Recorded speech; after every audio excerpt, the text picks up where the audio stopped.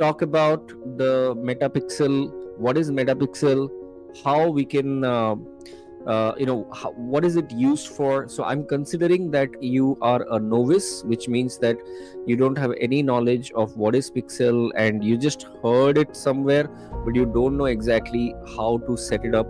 This video should help you. Okay, so let me share my screen here. Just give me 1 second. All right. Okay, so let me share this screen first. Okay, so I hope all of you can see my screen. Let me doodle something for you. Okay, so when we are talking about pixels, okay,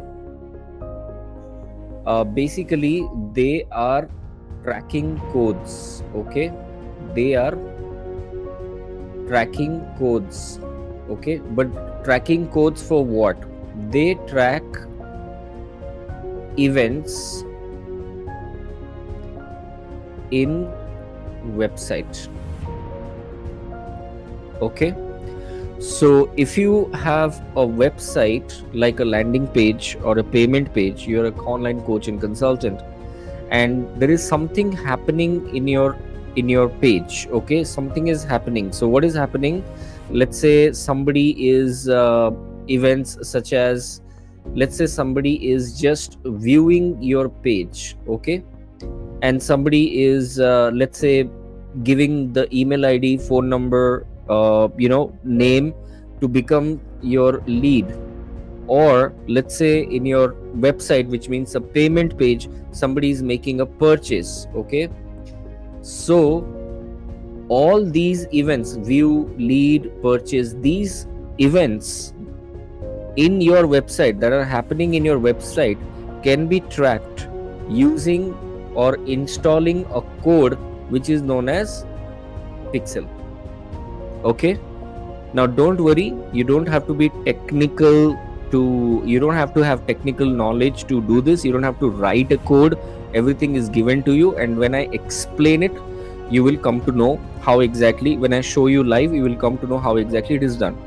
Now there is one more point which I would like to talk about here, is that why do we need to install pixel? What is the point of installing the pixel? Why do we need to track the events?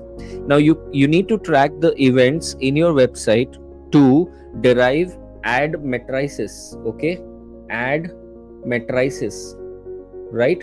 That means the performance of your ads, the performance of your Instagram and Facebook ads can be measured, okay, which is known as matrices measurement, if you can if you can track the events. So the performance of your advertisement, whether the advertisement is doing good or bad, can be figured if the events can be tracked. Okay, for example, what do I mean by that?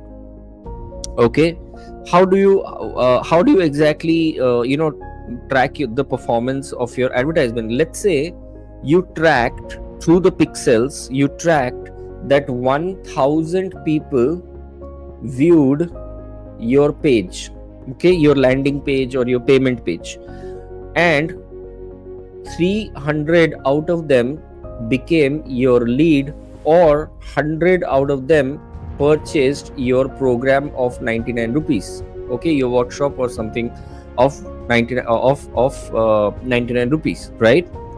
So you can understand that if you know how many leads, how many people actually watched, and how many people actually became your lead, or how many purchased your your program. Okay, so what do you do with that? When you know all of this, you can figure out what is the conversion percentage. What is the conversion percentage in terms of view versus lead?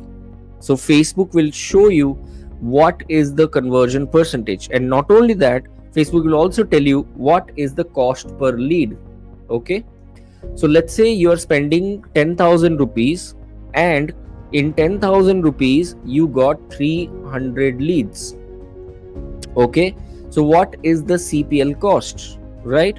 So it can figure out that if I'm spending 10,000 rupees, let's say 10,000, I'm just opening a calculator, and I got 300 leads divided by 300. So my CPL cost becomes 33 rupees per head. So I'm spending 33 rupees to get a lead through online marketing using Facebook and Instagram ads. 33 rupees. Okay. So that's your CPL. Now you cannot figure out the CPL from a website using a website unless and until the view, the page view, the lead, and the purchase, if there is any purchase, all of these are tracked. All right. So therefore the tracking is very, very important to figure out the performance of your Facebook and Instagram advertisement. I think the fundamental of why pixels are required is clear now. If it